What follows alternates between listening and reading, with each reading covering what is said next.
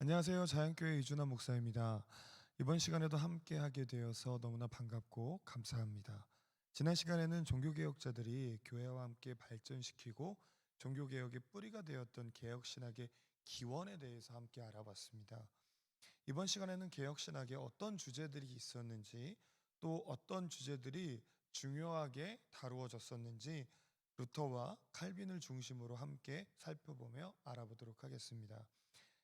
이 내용을 함께 나눌 때 종교개혁에 대해 더 잘 알게 되는 것뿐만 아니라 우리의 신앙이 더욱 단단해지는 시간 되시기를 바라겠습니다. 첫 번째로 살펴볼 개혁신학의 주요 주제는 복음과 성경입니다. 복음과 성경은요, 루터와 칼빈 모두에게 정말 중요한 주제였는데요. 특히 루터에게는 복음이 중요한 주제였습니다. 루터는 복음을 중세 전통과 중세기적 성경 이해로부터 해방시켰다라고 하는 평가를 받는데요. 중세 로마 가톨릭 교회가 성경 해석의 길잡이로 삼았던 모든 교리 전통들과 아리스토텔레스의 철학 및 교황의 교도권보다도 성경의 권위, 이것을 더 높게 하였으며 성경 해석 방법을 완전히 바꾸었고, 이런 맥락에서 오직 성경으로라고 하는 종교개혁의 기치가 주장되었습니다. 그래서 밖에서부터 가해지는 교황의 권위나 그 어떤 전통도 성경의 자유를 억압할 수 없다고 주장하며, 성경은 성경 자체로 해석되어야 한다, 이렇게 주장하였습니다. 칼빈은 성경을 읽을 때 예수 그리스도 이외에 다른 목표를 열망해서는 안 되고, 조금이라도 이 목표에서 빗나가면 성경 해석의 길을 잃게 된다고 주장하였습니다. 그래서 예수 그리스도를 발견하기 위해 성경을 읽어야 한다고 주장하며, 성령의 도우심으로 성경 속 예수 그리스도께 빨려 들어가야 하고, 그리스도께서 하나님이 나타내는 해석 방법으로 성경을 봐야 된다. 즉 예수 그리스도라고 하는 큰 주제로 성경을 읽을 때마다 빨려 들어가야 하고, 예수 그리스도께서 보여주시고 나타내시는 그 안에 하나님에 대해서 우리가 바라보며, 그런 것들을 중심으로 하여서 분명한 목적으로 하여서 성경을 해석해야 한다라고 주장한 것이죠.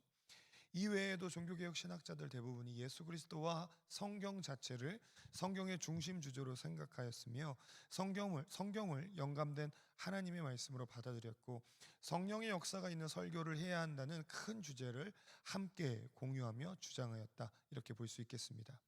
다음으로 살펴볼 개혁신학의 주요 주제는 복음과 삼위일체입니다. 루터의 복음 이해의 저변에는 삼위일체론이라고 하는 신학이 깔려 있습니다. 삼위일체론이라고 하는 신학은요, 이 하나님이라고 하는 우리가 믿는 이 신은 성부와 성자와 성령의 세 위격을 가지시며, 동시에 동일한 본질을 공유하되 하나의 실체로서 존재한다라고 하는 교리입니다. 쉽게 말하면 하나님은 한 본질 안에서 세 위격으로 구분되지만, 한 본질이라고 하는 큰 카테고리 안에서 세 위격으로 구분되지만, 영원히 동격이시다, 영원히 하나이시다, 영원히 함께 계신다, 그렇기 때문에 한 하나님이시다, 이렇게 보는 것이죠.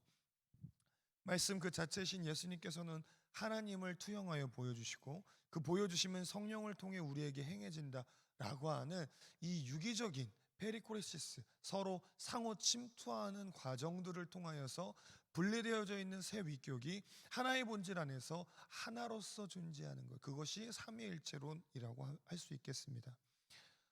이것은 칼빈 신학에도 마찬가지로 나타나는 특징입니다. 특히 삼위일체론은 성경을 통해 검증하려고 칼빈은 많이 노력하였고요, 현대 조직신학에 지대한 영향을 미치며 성서신학과의 긴밀한 관계를 만들어내는 놀라운 성과를 이루어내었다 볼 수 있겠습니다. 이 둘과 함께 당시 종교개혁자들은 복음은 성경의 통일성이요, 복음과 삼위일체 하나님은, 삼위일체론이라고 하는 이 신학은 기독교의 통일성의 근거라고 주장하였습니다. 복음과 삼위일체론은 모든 교파를 통일시킬 수 있는 일치 원리다라고 생각한 것입니다. 다음으로 살펴볼 개혁신학의 주요 주제는요, 구원론입니다. 루터의 구원론의 대전제는 예수 그리스도께서 우리 인류의 죄를 대속하시기 위해서 십자가에 달려 돌아가셨다, 그리고 부활하사 우리에게 새 생명의 본이 되셨다라고 하는 이 사건 속에 이루 말할 수 없는 하나님의 큰 은혜가 인간에게 주어져서 죽을 수밖에 없는 인간은 비로소 살 수 있게 되었다라고 하는 것이 루터의 구원론의 대전제였습니다. 그리고 이 소식을 복음이라고 루터는 말하였고, 이 복음을 성령의 역사 가운데 믿음으로 받아들인 사람들이 바로 구원받은 사람들이라고 루터는 주장한 것입니다. 칼빈은 루터의 구원론을 받아들이면서요, 성화 부분을 강조하였습니다. 그래서 칼빈은 의롭다 칭함받은 주의 백성들이 구약과 신약의 여러 교훈들을 인생의 기준으로 삼아 성화의 삶을 살아야 한다고 주장하였습니다. 복음을 믿음으로써 의롭다 칭함받게 되었다면 그에 맞는 인생, 그에 따른 인생이 성화라는 이름으로 나타나야 구원이라고 하는 것이 완성된다라고 주장한 것입니다. 이와 같은 루터와 칼빈의 구원론은 개혁 신학의 전체 구원론에 큰 영향을 미쳤고 신학적 발전에도 도움을 많이 주었다, 이렇게 볼 수 있겠습니다. 그러니까 이 구원론은요, 어떻게 보면 예수 그리스도께서 행하셨던 일을 성령의 도우심으로 말미암아 믿게 된 사람들, 그 사람들이 이신칭의라고 하는 것을 얻게 되는 건데, 그것을 믿음으로써 의롭다 함을 하나님으로부터 칭하게 되니까 그것으로 말미암아 살아가는 것, 거기까지가 루터가 이야기했던 구원론이고, 그것에 걸맞게 살아야 한다, 즉 그것을 믿는 자, 이신칭의를 얻은 자로서의 삶을 분명하게 책임감 있게 살아야 된다라고 하는 것이 칼빈의 이야기, 칼빈의 구원론이라고 볼 수 있겠습니다. 자, 다음으로 살펴볼 개혁신학의 주요 주제는요, 교회론입니다. 종교개혁 전까지 중세교회는 교황을 피라미드의 꼭지점으로 하는 계층적 성직체제 중심의 교회로서 조직되어 있었으며, 성직자가 칠성례라고 하는 주요 예배 예전을 주관함으로써 하나님과 평신도를 연결시키는 제사장 역할을 하는 것이 교회론의 전부였습니다. 그러나 이런 교회의 상황은 중세기 말로 오면서 르네상스 인문주의의 흐름과 자본주의의 등장, 중산층의 형성 등 때문에 계속되지 못하였고, 새로운 교회에 대한 목마름이 사회 여러 군데에서 나타나기 시작하였습니다. 이에 루터는 새로운 교회에 대한 생각, 즉 지금까지 진행되어 오던 교황 중심의 피라미드식 교회에서 새로운 교회를 위한 교회론을 준비하였습니다. 루터는 복음을 성령의 역사를 통해 받아들여서 의롭다 칭함받은 모든 믿는 자들의 공동체와 그들의 교제를 강조하는 것, 거기에 교회론의 포인트가 있었습니다. 그렇기 때문에 루터의 교회론에서도 중요한 포인트는 복음, 이것이었고, 이 복음을 성령의 역사로 수용하여 이신칭의 받은 성도들의 연합과 교제, 여기에 중요한 포인트가 있었다라고 볼 수 있겠습니다. 또한 교회에서 행해지는 성례전은 7가지에서 2가지로 축소하였고요, 평신도들과 여성들까지 제도권 교회에서 사제들이 해야 하는 일들도 했었던 일들을 할 수 있다고 강조하면서 만인 제사장 직론을 강조하였습니다. 하지만 이것은 무질서를 초래할 수 있기 때문에 회중의 선출에 따라서 적격자를 선출하여 맡기는 것을 함께 권고하였습니다. 칼빈의 교회론은요, 루터의 교회론을 염두에 두면서 발전되었습니다. 칼빈은 복음을 설교하고 세례와 성만찬을 베풀므로써 우리의 신앙을 낳고 우리의 신앙을 성장시키기 위하여 교역자들을 포함하는 제도적 교회가 꼭 필요하다고 이야기하였습니다. 또한 칼빈은 사도신경의 교회론을 적극적으로 풀이하여서 교회를 믿는 것과 하나님을 믿는 것에 대한 분리를 통해 교회 자체의 신격화를 거부하였고, 하나님께서 예정한 공동체로서의 교회를 생각하게 되었습니다. 또한 교회 안에서 모든 하나님의 자녀들과 사랑의 일치를 지향하고 교회에 타당한 권위에 순복하고 양무리의 한 구성원으로서 행동해야 함을 강조하였죠. 그러니까 이 둘의 교회론은요, 어떤 한 사람 또는 교회라고 하는 특정이 교회가 되는 것이 아니라 복음을 받은 사람들의 삶과 그들의 연합, 그리고 그것이 유기체된 공동체, 그것이 교회였다라고 하는 것입니다. 마지막으로 살펴볼 개혁신학의 주요 주제는 두 왕국 사상입니다. 교황의 힘이 강했던 중세기에는요, 교황이 종교뿐 아니라 국가 전체에 영향을 미쳤습니다. 그래서 교회와 세상의 분리가 없었고, 종교 요직의 인물이 사회 요직에 앉게 되거나 부임되는 경우들이 또 종종 있었습니다.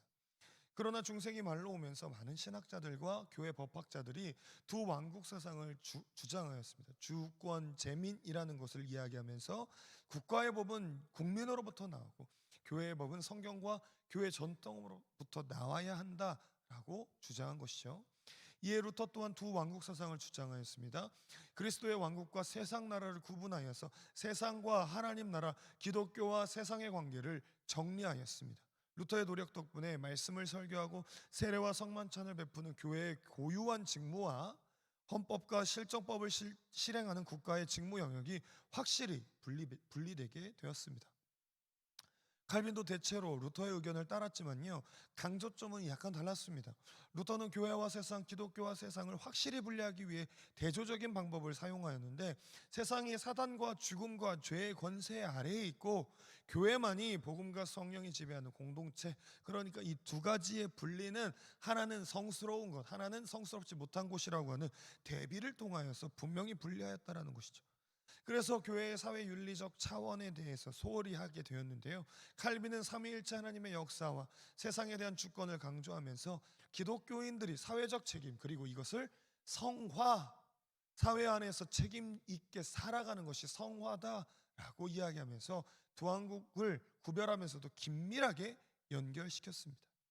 국가 간에 있어서도 칼빈은 공직자들을 하나님의 주권을 대행하는 종들로 보아서 적극적인 국가 간을 펼쳤으나, 칼빈은 어거스틴 전통에 따라 국가 자체, 사회 자체를 원죄로 인해 악이 가득한 곳으로 보았습니다. 이런 칼빈의 국가 간에 동의하고 비슷한 신학을 가지고 있었던 종교개혁자들이 바로 치빙글리, 부처였습니다. 자, 이렇게 해서 개혁신학이 주요하게 다루었던 주제에 대해서 함께 알아봤습니다. 복음과 성경, 복음과 삼위일체, 구원론, 교회론, 두 왕국 사상까지 함께 살펴본 이 주제들은 지금도 현재까지에 이르러서도 여전히 중요한 주제이며 개혁교회들의 뿌리가 되는 신학으로 자리매김하였습니다. 함께 나눈 주요 주제들의 이해를 바탕으로 하나님의 구원의 은혜가 저와 여러분에게 더욱 선명해지기를 바라며, 교회를 더욱 사랑하게 되는 은혜가 이 함께 나눈 지식과 지혜와 정보들을 통해 우리 모두에게 있기를 주님의 이름으로 축원합니다. 저는 다음 주에 개혁신학의 패러다임이 어떻게 이동되어졌는지, 개혁시대학의 패러다임의 이동에 대해서 여러분들과 함께 마지막으로 나누도록 하겠습니다. 지금까지 함께 해주셔서 감사하고요. 다음 주에 다시 뵙도록 하겠습니다. 감사합니다.